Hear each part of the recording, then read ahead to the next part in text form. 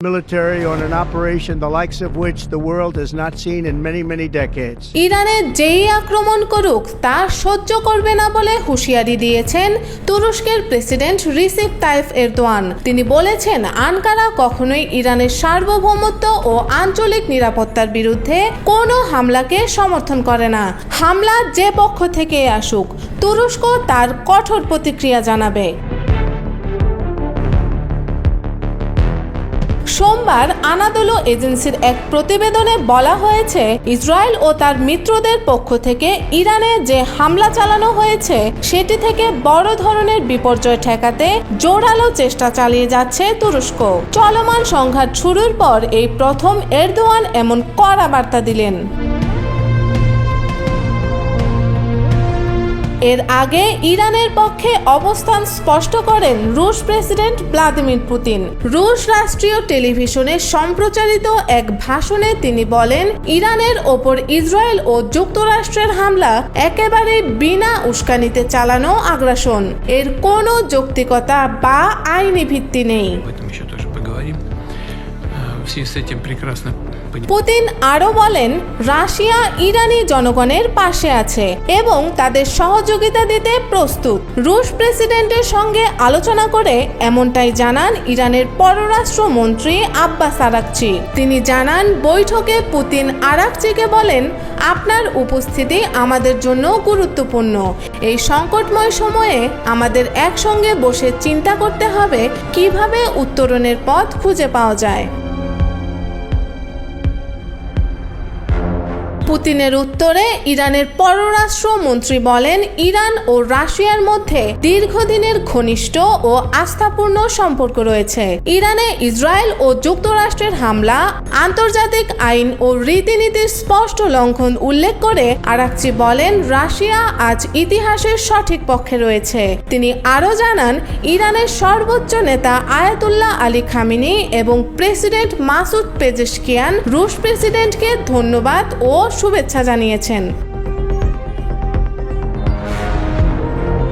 উল্লেখ্য, চলতি বছরের শুরুতে ইরান ও রাশিয়ার মধ্যে একটি ব্যাপক কৌশলগত অংশীদারিত্ব চুক্তি স্বাক্ষরিত হয়। নানামুখী স্বার্থ সংশ্লিষ্ট এই চুক্তির মাধ্যমে দুই দেশের সম্পর্ক আরও জোরদার হয়েছে।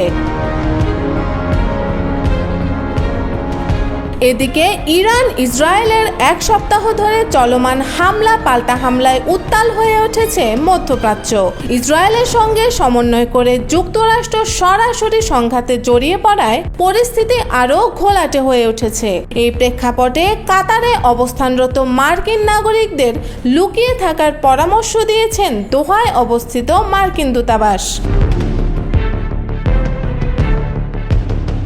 সিএনএন জানায়, দূতাবাসটি একটি সতর্কবার্তায় জানায়, সতর্কতা হিসাবে আমরা কাতারে অবস্থানরত মার্কিন নাগরিকদের পরবর্তী নির্দেশ না দেওয়া পর্যন্ত যেখানে আছেন সেখানেই অবস্থান করতে বলেছি।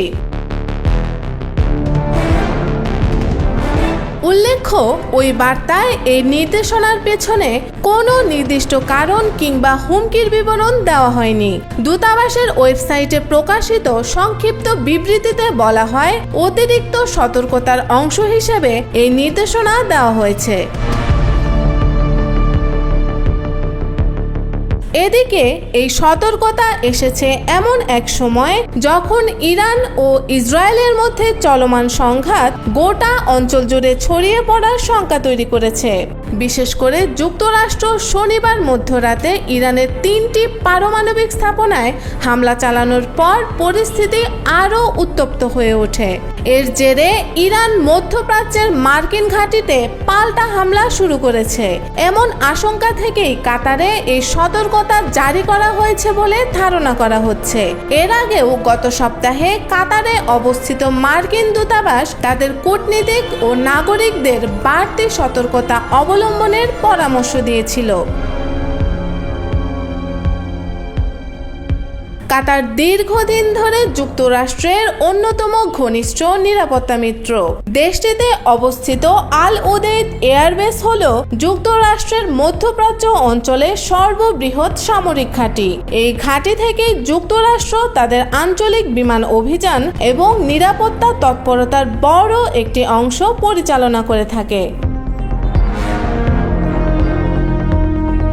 প্রসঙ্গত 2023 সালে যুক্তরাষ্ট্র এই ঘাঁটিতে তাদের সামরিক উপস্থিতি আরও 10 বছরের জন্য বাড়ানোর গোপন চুক্তি করে কাতারের সঙ্গে। একই সঙ্গে 1992 সালে স্বাক্ষরিত প্রতিরক্ষা সহযোগিতা চুক্তিও সংশোধন করা হয়, যা পারস্পরিক নিরাপত্তা সম্পর্ককে আরও দৃঢ় করে।